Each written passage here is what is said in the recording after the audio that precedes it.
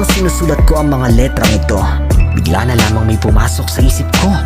Paano ko ang bayan ko ang magtraidor sa sarili ko na pinagpalit sa sabong 5 gramo 5 sentimo?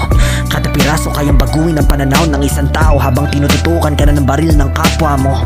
Nanguusig para lang mabago mo ang saloobin kahit hindi naman yan ang tinatayuan mo. Puntirya nila yung mga dukha, akalain mo yun? Ika nila madaling ma-persuade ang mga taga-roon. Nilalagyan ng tsupon, pinapakapon, inaampon, samantalang ang mga magulang nila'y hindi na matuon.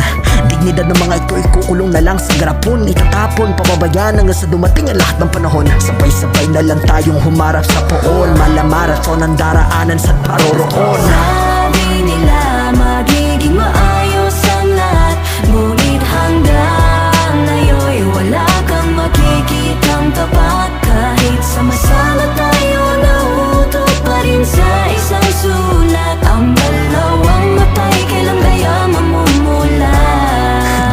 Kaya naman ito na ang pinakamensahe ko sa inyo. Mataas ang posisyon, mababa naman ang laman ng utak mo. Nung una'y kapayapaan at pagkakaisa ang gusto, ngayon nagkawatak-watak na ang sambayanan.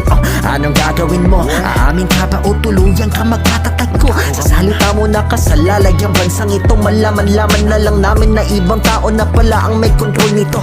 Nakakalit ako, hindi lang halata. Tahimik sa labas, sa loob ay nakawala. Pahili na nawa ang mga luha ng mga madla na titiis na makita ang kapwa niyang tinanikala. Pinaniwala, sanay payapa, nooy payapa. Ngunit naging magera, di nyo nga lang nakikita sa mga mata nyo. Unting-unting bumababa, unting-unting lumalago.